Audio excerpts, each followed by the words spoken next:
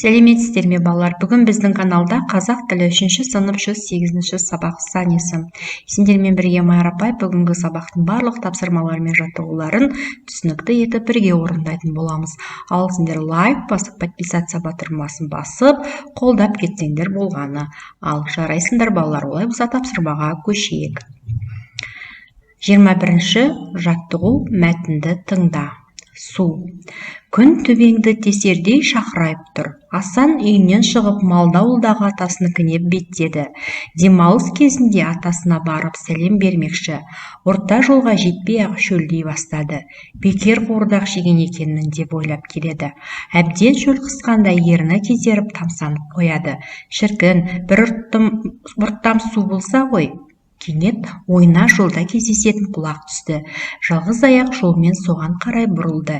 Міне, аңсаған бұлаққа да жетті. Қолын жуып жіберіп, уыстап су іше бастады.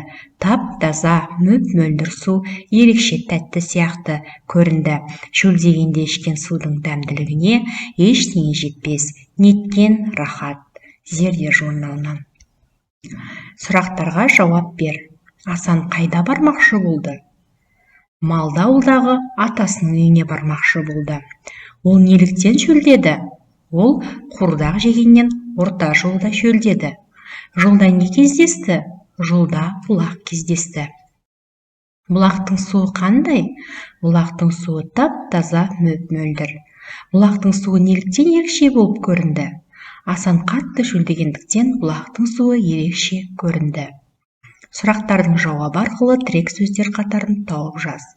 Балалар, біз жауап берген сұрақтардың ішінде асан, атасы, бұлақ, қуырдақ, су, ерекше, тап-таза, мөп-мөлдір деген тірек сөздерді қолдандық.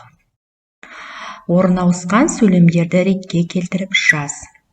Теңіздің одан әлде қайда көп. Жер бетінде 4 мұхит бар. Олардың саны 30-ға жетеді. Осы сөйлемдерді ретке келтірейік. Жер бетінде 4 мұхит бар. Теңіз одан әлде қайда көп. Олардың саны 30-ға жетеді. Түсінікті ме балалар? Дәптерлеріңе жазып алыңдар. Сан есімдерді тап, оларға сұрақ қой. Бұл мәтінде сөйлемдердің ішінде 4, 30 сан есімдері кездесті. 4 қанша? 4. 30 қанша? 30 деген сұраққа жауап береді. Ойлан тап, ол қай сан? Оңынан оқысаң, ол сан, терісінен оқысаң, ол сан. Балалар, сендер қалай ойлайсыңдар, ол қандай сан?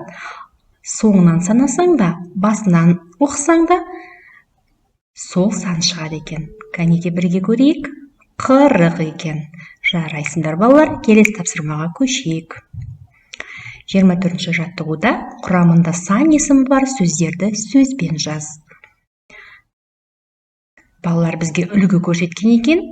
К қосылған 2 қосылған лік, бұл кекілік сөзін шығардық. Ал енді 7 қосылған К, бізде жетік деген сөз шықты. Т қосылған 1, түбір.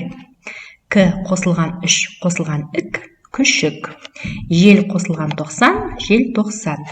6 қосылған бақан, 6 бақан. Жарайсыңдар балалар, келесі тапсырмаға көшейік. Мақалды оқып жатқа жаз. Бір кісі қазған құдықтан 1000 кісі су ішеді дейді. Балалар, әдемілеп мақалды дәптерлеріне жазып алыңдар. Сан есімнің қай сөзбен байланысып тұрғанын сызбамен көрсет. Балалар, бізде бұл мақалдың ішінде 1 және 1000 сан есімдері кездесті. Осы сан есімдер қай сөзбен байланысып тұр? Яғни бір кісі, 1000 кісі сөзімен байланысып тұр. Бір сан есім, кісі, зат есім. 1000 сан есім, кісі, зат есім. Яғни балалар, осымен біздің бүгінгі тапсырмаларымыз бен жаттығуларымыз аяқталды. Сендерге барлығы түсінікті болды деп ойлаймын. Енді сендер подписаться батырмасын басып, тіркеліп кетуді ұмытпаңдар. Сонда сендерге жаңа сабақтар ең бірінші болып көрінетін болады.